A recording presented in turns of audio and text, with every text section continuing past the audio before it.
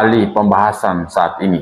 Mari kita baca Kisah Para Rasul pasal 17 ayat 2 sampai ayat yang ketiga dan ayat 10 sampai ayat yang ke-12. Paulus dan Silas mengambil jalan melalui Amfipolis dan Apolonia dan tiba di Tesalonika. Di situ ada sebuah rumah ibadat orang Yahudi. Seperti biasa, Paulus masuk ke rumah ibadat itu. 3 hari Sabat berturut-turut ia membicarakan dengan mereka bagian-bagian dari kitab suci. Ia menerangkannya kepada mereka dan menunjukkan bahwa Mesias harus menderita dan bangkit dari antara orang mati. Lalu ia berkata, "Inilah Mesias, yaitu Yesus yang kuberitakan kepadamu." Dan ayat yang ke-10. Tetapi pada malam itu juga, segera saudara-saudara di situ menyuruh Paulus dan Silas berangkat ke Berea. Setibanya di situ, pergilah mereka ke rumah ibadat orang Yahudi. Orang-orang Yahudi di kota itu lebih baik hatinya daripada orang-orang Yahudi di Tesalonika, karena mereka menerima firman itu dengan segala kerelaan hati, dan setiap hari mereka menyelidiki kitab suci untuk mengetahui apakah semuanya itu benar demikian. Banyak di antara mereka yang menjadi percaya, juga tidak sedikit di antara perempuan-perempuan terkemuka dan laki-laki Yunani. Saudara-saudara, dalam ayat ini Paulus menerangkan dan menunjukkan kepada mereka, yaitu kepada orang-orang Yahudi, mengenai Mesias yang akan menderita dan bangkit dari antara orang mati. Ia berkata, "Inilah Mesias, yaitu Yesus Kristus yang diurapi." Kemudian di ayat 10 diceritakan bahwa mereka datang ke Berea. Di sana mereka menyelidiki kitab suci setiap hari. Kemudian di ayat 12 Alkitab mengatakan, banyak di antara mereka yang menjadi percaya, juga tidak sedikit perempuan-perempuan terkemuka dan laki-laki Yunani. Kita akan mendalami bagian ini. Kita lihat kata-kata dalam ayat yang kedua. Di sini dikatakan, Paulus berdiskusi dengan mereka. Paulus membicarakan jaminan Alkitabiah dan mengapa doktrin-doktrin yang agung ini perlu dibicarakan. Saudara-saudara, kata Yunani untuk pikiran adalah dianoia. Bentuk verbalnya dianoigo, diterjemahkan menerangkan. Maksudnya membuka telinga, mata hati, pikiran, serta pengertian. Kalau kita perhatikan, semua bentuk fanatisme yang kita temukan dalam iman Kristen ada pada tempatnya. Sebab tidak ada sesuatu di dunia ini yang lebih masuk akal daripada kekristenan. Tadi telah kita pahami bahwa kata dianoigo berarti membuka telinga, pikiran, dan hati bagi kebenaran Allah. Sekarang mari kita lihat kata menunjukkan bahwa Kristus adalah Tuhan yang telah bangkit. Ada kata paratitemi. Titemi berarti tempat dan para berarti di samping. Jadi paratitemi berarti menempatkan di samping. Maksudnya ia mengemukakan kebenaran rohani yang agung tentang Injil Kristus. Di Berea mereka menyelidiki kitab suci. Ini berarti mereka melakukan investigasi, menguji dan menilai.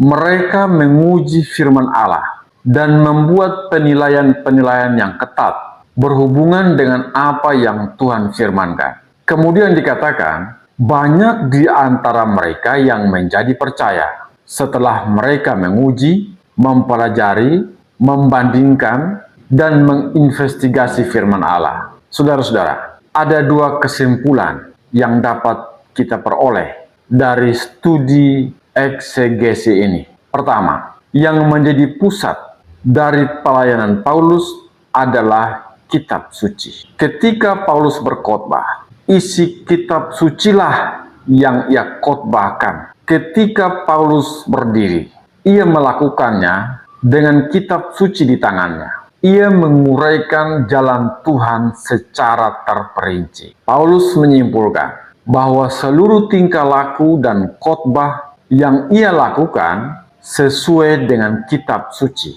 Ini dapat kita lihat dalam 2 Timotius pasal 3 ayat 16 dan kemudian berlanjut pada pasal 4 ayat 3. Dalam 2 Timotius pasal 3 ayat 16, Rasul Paulus mengatakan, segala tulisan adalah ilham Allah dan bermanfaat untuk mengajar. Kemudian dalam pasal 4 ayat 3, Paulus mengatakan, di hadapan Allah dan Kristus Yesus yang akan menghakimi orang yang hidup dan yang mati, aku berpesan dengan sungguh-sungguh kepadamu demi penyataannya dan demi kerajaannya, beritakanlah firman, nasihatilah dengan segala kesabaran dan pengajaran. Pengakuan Paulus ini menunjukkan bahwa pusat, lingkup, dan dasar pelayanan Paulus adalah mengkhotbahkan isi kitab suci. Selanjutnya, kesimpulan yang kedua dari pembahasan ini, kitab suci memimpin kita untuk beriman atau percaya kepada Yesus Kristus sebagai Tuhan dan Juru Selamat kita. Karena topik pembahasan hari ini adalah tentang kitab suci yang mengumumkan kedatangan Yesus, maka pembahasan hari ini akan dibagi menjadi 3 bagian. Pertama, perjanjian lama adalah pengumuman tentang seseorang yang akan datang, yaitu Mesias, Juru Selamat dunia. Pembahasan yang kedua, perjanjian baru, khususnya keempat Injil, menyatakan bahwa apa yang dijanjikan dalam perjanjian lama sudah ada. Ia adalah Yesus Kristus. Dan yang ketiga, Tuhan Yesus sudah selesai menyelesaikan misi penyelamatan dan telah kembali ke sorga, tetapi akan datang kembali ke dalam dunia ini untuk menghakimi orang-orang tidak percaya kepada Dia. Sekarang kita masuk pada bagian yang pertama. Perjanjian lama mengumumkan bahwa Mesias akan datang, Juru Selamat akan datang. Perjanjian lama mengumumkan bahwa seseorang akan datang. Perjanjian lama menjelaskan tentang hal ini dalam 3 cara, yaitu melalui janji, melalui tipologi, dan melalui deskripsi kata yang sangat jelas. Perjanjian lama mulai dengan pengumuman ini dalam Kejadian 3 ayat 15. Di sana diumumkan bahwa benih perempuan akan meremukkan kepala si ular. Saudara-saudara, para rabi dalam perjanjian lama telah mempelajari ayat ini selama ribuan tahun, dan mereka tidak dapat memahami maksud dari teks ini. Karena mereka tahu bahwa wanita tidak memiliki benih, laki-lakilah yang memiliki benih. Padahal janji ini jelas mengatakan bahwa benih dari perempuan itu akan meremukkan kepala si setan. Saudara-saudara, janji tentang benih itu adalah merujuk pada kelahiran Sang Juru Selamat yang akan datang untuk menyelamatkan manusia dari kutukan dosa.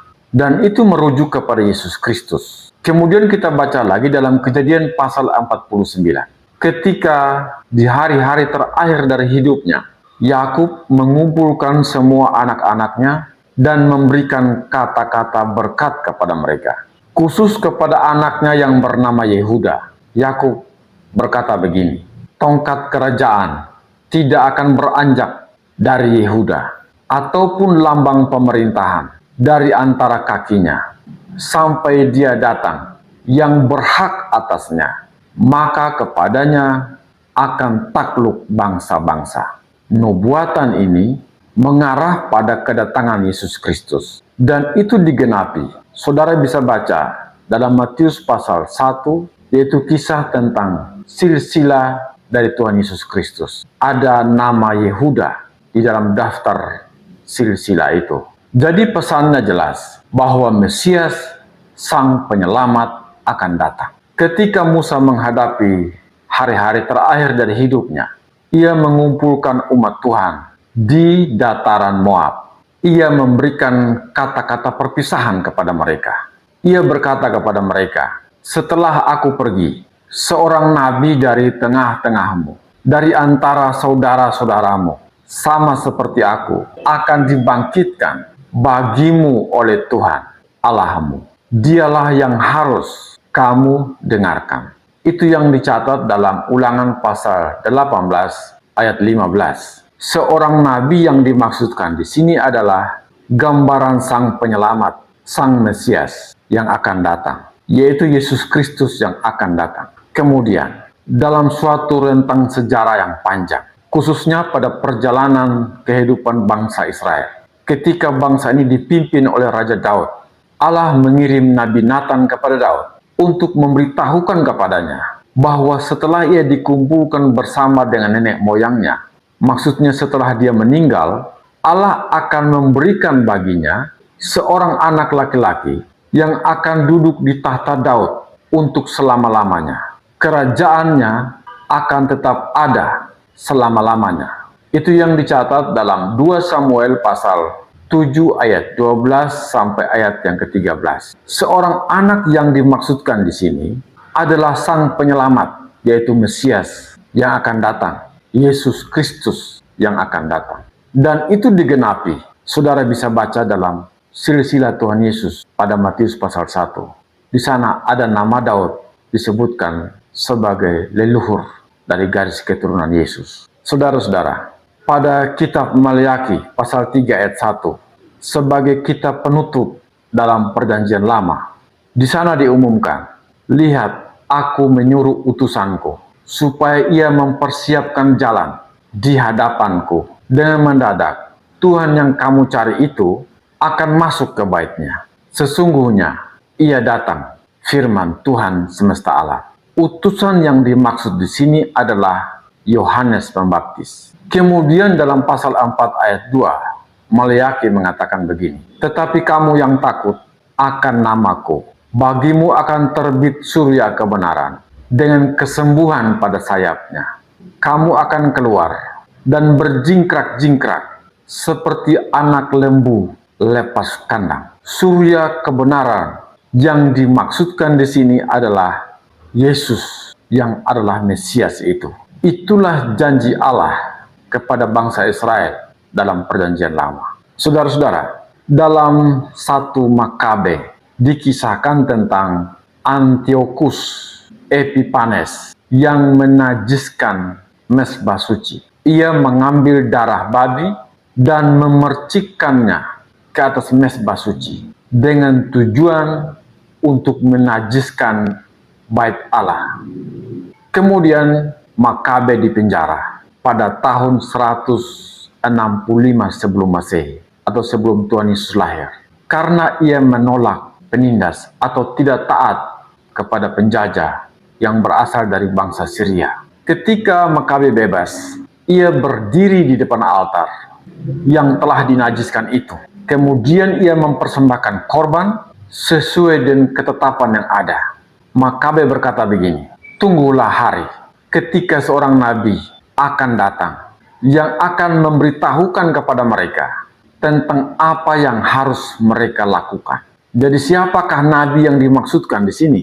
Yang dimaksudkan nabi dalam teks ini adalah Yesus Kristus, Sang Mesias itu. Itulah jantung dari perjanjian lama. Pesan utamanya adalah janji kedatangan Sang Mesias, Sang Penyelamat. Janji tentang kedatangan Yesus Kristus. Kemudian sekarang secara tipe, semua ini menunjukkan kemuliaan hari ketika Sang Mesias akan datang, yaitu Yesus Kristus. Pengorbanan Ishak di Gunung Moria oleh Abraham adalah tipe atau gambaran dari Tuhan Yesus yang akan datang untuk menjadi korban penghapus dosa. Demikian pula dengan peristiwa domba Paskah. Orang-orang yang ditandai darah akan diselamatkan. Itu adalah tipe dari anak domba Allah yang akan dikorbankan untuk menghapus dosa dunia ini. Dialah Yesus Kristus yang akan datang itu. Ketika Musa menaruh ular di tongkatnya dan mengangkatnya tinggi, di padang gurun dalam perjalanan mereka keluar dari Mesir, itu adalah tipe atau gambaran dari Tuhan Yesus yang akan ditinggikan di atas kayu salib. Setiap orang yang memandang kepada Kristus akan diselamatkan. Saudara-saudara, demikian halnya dalam kitab Ibrani pasal 9. Di sana juga ia menjelaskan tentang Yesus Kristus dalam tipologi kemah suci. Di dalam kemah suci ada beberapa unsur yang menjadi simbol atau tipe penyelamatan Allah kepada manusia ini. Mezbah menggambarkan pengorbanannya atau pengorbanan Kristus di atas kayu salib. Bejana, tempat air pembasuhan, menggambarkan firman yang menyucikan. Seperti tertulis, kamu memang sudah bersih karena firman yang telah kukatakan kepadamu. Pintu menggambarkan jalan masuk ke surga. Sebelah kiri atau di sebelah selatan ada 7 kandil yang menggambarkan bahwa ia adalah terang dunia, yaitu bahwa Yesus adalah terang dunia. Sebelah kanan atau sisi sebelah utara ada meja sajian yang menggambarkan bahwa ia adalah roti hidup, mana dari sorga. Dialah Yesus itu. Altar menunjukkan bahwa ia adalah pendoa syafaat dan perantara agung antara manusia dan Allah. Dan ada tirai yang terbelah 2, menunjukkan akses langsung kepada Allah. Dan ada tabut perjanjian yang diperciki dengan darah penebusan, menggambarkan persembahan darah Yesus untuk menebus dosa manusia. Jadi semua itu menggambarkan tentang Tuhan Yesus, Sang Mesias yang akan datang untuk menyelamatkan manusia. Saudara-saudara, kalau kita baca Mazmur pasal 22 ayat 19, itu tidak pernah terjadi pada diri Daud. Di situ Daud menulis seperti ini, mereka membagi-bagi pakaianku di antara mereka, dan mereka membuang undi atas jubahku. Itu mengacu kepada Yesus yang akan datang sebagai Mesias. Dan itu menggambarkan situasi yang terjadi ketika Tuhan Yesus disalibkan. Dan kita tahu pakaian dari Tuhan Yesus diundi dan dibagi-bagikan di antara para pasukan Romawi pada saat itu. Kemudian dalam Yesaya pasal 53, Yesaya seakan berdiri di depan salib ketika ia menjelaskan penderitaan Tuhan kita. Yesaya mengatakan begini, sebagai taruk ia tumbuh di hadapan Tuhan, dan sebagai tunas dari tanah kering ia tidak tampan, dan semaraknya pun tidak ada, sehingga kita memandang dia, dan rupa pun tidak, sehingga kita mengingininya. Ia dihina dan dihindari orang, seorang yang penuh kesengsaraan dan yang biasa menderita kesakitan. Ia sangat dihina, sehingga orang menutup mukanya terhadap dia. Dan bagi kita pun, dia tidak masuk hitungan. Tetapi sesungguhnya penyakit kitalah yang ditanggungnya, dan kesengsaraan kita yang dipikulnya. Padahal kita mengira dia kena tulah, dipukul dan ditindas Allah, tetapi dia tertikam oleh karena pemberontakan kita.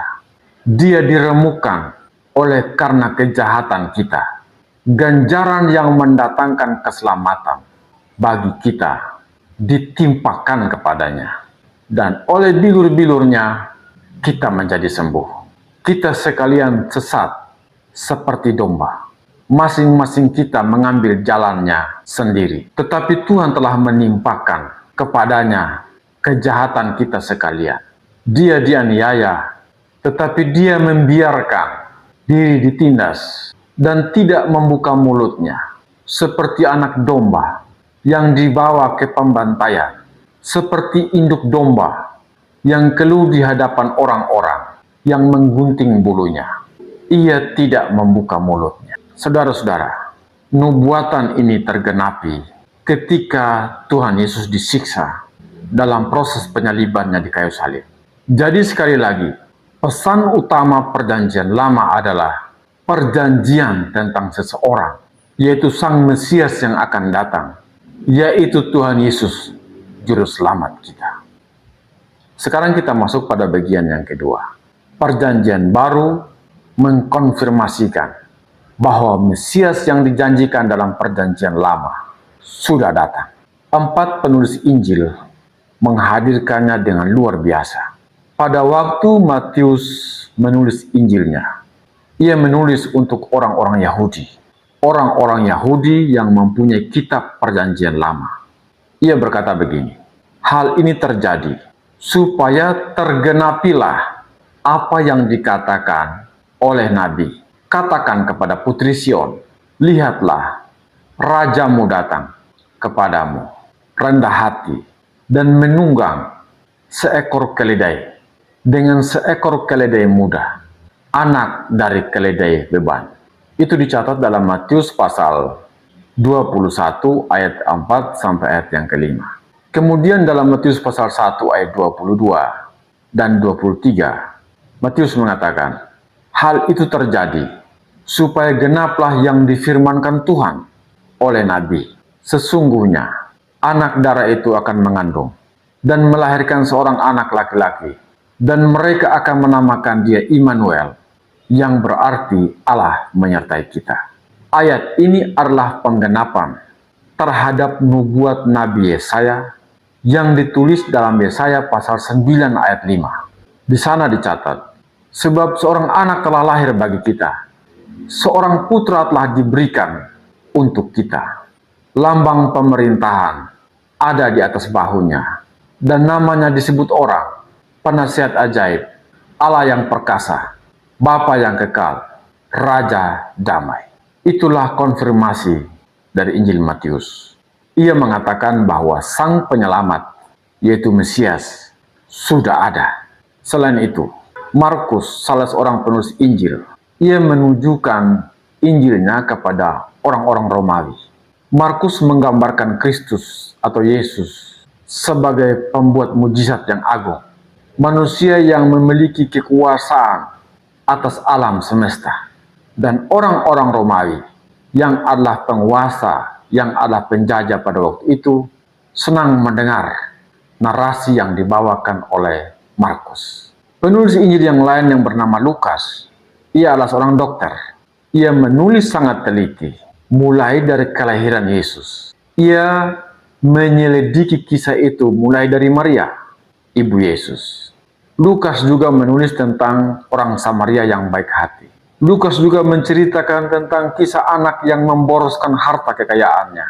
Lukas juga menceritakan kepada kita tentang Sakeus, seorang yang kaya yang mencari Tuhan. Lukas juga yang menceritakan tentang peristiwa di Getsemani ketika Tuhan Yesus berdoa bersama dengan murid-muridnya, dan ketika Yudas memberikan ciuman pengkhianatan kepada Yesus. Lukas juga yang menceritakan tentang kisah murid-murid Tuhan yang berjalan menuju kampung Emmaus. Bagaimana para murid ini tidak mengenal orang yang sedang bercakap-cakap dengan mereka. Ketika itu, Tuhan hadir di tengah-tengah mereka setelah Tuhan Yesus bangkit dari kematiannya. Baru setelah Tuhan membukakan mata mereka, mereka mengenal siapa yang sedang bercakap-cakap dengan mereka pada saat itu. Lukas menceritakan tentang Yesus sebagai Tuhan penyembuh, Tuhan pemberi kehidupan. Penulis Injil yang keempat bernama Yohanes. Ia menjelaskan bahwa Yesus adalah Allah yang berinkarnasi. Menurut Yohanes, ia adalah anak manusia, lahir dari wanita, memiliki darah dan daging. Tetapi ia adalah Allah. Ia menulis dalam Yohanes pasal 1 ayat 1 dan 2. Pada mulanya adalah firman. Firman itu bersama-sama dengan Allah, dan firman itu adalah Allah. Ia pada mulanya bersama-sama dengan Allah. Kemudian dia lanjutkan dalam ayat 14. Firman itu telah menjadi manusia. Firman itu telah menjadi manusia dan diam di antara kita. Dan kita telah melihat kemuliaannya, yaitu kemuliaan yang diberikan kepadanya sebagai anak tunggal Bapa, penuh kasih karunia dan kebenaran. Dan di ayat yang ke-17, Yohanes mengatakan begini, Sebab hukum Taurat diberikan oleh Musa, tetapi kasih karunia dan kebenaran datang oleh Yesus Kristus. Jadi anak manusia itu, yaitu Yesus Kristus Tuhan kita, merasakan pergumulan manusia lain. Ia memiliki rasa lapar, rasa haus. Yohanes menceritakan, ketika Tuhan Yesus bercakap-cakap dengan seorang perempuan di sebuah sumur, Tuhan Yesus meminta air. Kata Yesus kepada perempuan itu, "Berilah aku minum." Itu yang ditulis dalam Yohanes pasal 4 ayat 7. Tetapi sebagai Allah yang Maha Kuasa, ia justru berjalan di atas gelombang air yang mengamuk. Di sini ia mengalahkan kemustahilan. Itu dicatat dalam Yohanes pasal 6 ayat 19. Itulah berita yang disampaikan oleh Injil Yohanes. Allah telah menjadi manusia. Sebagai anak manusia, Tuhan Yesus mengalami rasa lapar. Namun sebagai anak Allah yang Maha Kuasa, ia justru memberikan makan kepada 5.000 orang dengan 5 roti dan 2 ekor ikan. Itu yang dicatat dalam Yohanes pasal 6 ayat 1 sampai ayat yang ke-13. Sebagai anak manusia, Yesus menangis. Dan dalam kesedihan yang sangat dikubur Lazarus. Tetapi sebagai anak Allah yang Maha Kuasa, ia membangkitkan Lazarus dari antara orang mati. Itu pesan yang disampaikan oleh Injil Yohanes. Sebagai anak manusia, ia disesah, ia dipukul, dan dimahkotai dengan mahkota duri. Tetapi sebagai anak Allah yang Maha Pengasih, ia menanggung segala kesusahan dan penderitaan itu untuk menebus dosa-dosa manusia. Itu pesan yang disampaikan oleh Injil Yohanes. Sebagai anak manusia, ia dipaku di atas kayu salib dan menderita serta mati. Namun sebagai anak Allah yang Maha Kuasa, ia menghancurkan berkeping-keping kuasa kematian dan hidup untuk selama-lamanya. Dan saat ini ia telah berada di sorga. Dialah Yesus Tuhan kita. Itu yang disampaikan oleh Injil Yohanes. Dalam Yohanes pasal 14, Tuhan Yesus berkata begini, "Namun benar yang kukatakan ini kepadamu adalah lebih berguna bagi kamu jika aku pergi. Sebab jika aku tidak pergi, penghibur itu tidak akan datang kepadamu. Tetapi jikalau aku pergi, aku akan mengutus dia kepadamu." Yang ketiga, Tuhan Yesus sudah ke sorga dan akan datang kembali. Ini merupakan kesimpulan. Ini adalah pengumuman tentang kedatangan Tuhan, bahwa ia akan datang kembali. Yesus Kristus akan datang kembali. Saya kira ini sangat mengharukan jika Anda membaca Injil Yohanes pasal 14. Dan bila dibandingkan dengan bagian-bagian lain dari kitab suci, bahkan dari semua tulisan yang ada di muka bumi ini, tidak ada yang dapat disejajarkan seperti yang digambarkan dalam Yohanes pasal 14. Di sana Tuhan Yesus berkata begini, "Janganlah gelisah hatimu, percayalah kepada Allah, percayalah juga kepadaku. Di rumah Bapakku banyak tempat tinggal. Jika tidak demikian, tentu aku mengatakannya kepadamu. Sebab aku pergi ke situ untuk menyediakan tempat bagimu. Dan apabila aku telah pergi ke situ dan telah menyediakan tempat bagimu, aku akan datang kembali dan membawa kamu ke tempatku, supaya di tempat di mana aku berada, kamu pun berada." Jadi suatu saat nanti, Tuhan Yesus akan datang kembali untuk setiap orang yang percaya kepadanya. Saat ini dia sedang mempersiapkan tempat untuk orang yang percaya kepadanya. Itulah kesimpulan dari seluruh isi kitab suci. Kabar gembira lain juga dapat kita baca dalam Kisah Para Rasul pasal 1 ayat 11 yang menceritakan kenaikan Tuhan Yesus ke surga. Malaikat berkata begini kepada murid-murid pada saat itu, "Yesus ini yang terangkat ke surga meninggalkan kamu akan datang kembali dengan cara yang sama seperti kamu melihat dia naik ke surga." Jadi pesannya jelas, Tuhan Yesus akan datang kembali. Saudara-saudara, Dengan demikian menjadi jelas bagi kita bahwa secara keseluruhan pesan utama Alkitab adalah pengumuman tentang kedatangan Sang Mesias Juru Selamat Yesus Kristus, dan bahwa Tuhan Yesus sudah datang ke dalam dunia ini menyelesaikan program penyelamatan, dan setelah itu Ia telah kembali ke surga. Dan pada masa yang akan datang, Tuhan akan datang kembali untuk menjemput orang-orang yang percaya kepada Dia dan melakukan penghakiman bagi mereka yang tidak percaya. Sampai jumpa dalam program selanjutnya. Tuhan Yesus memberkati kita. Amin.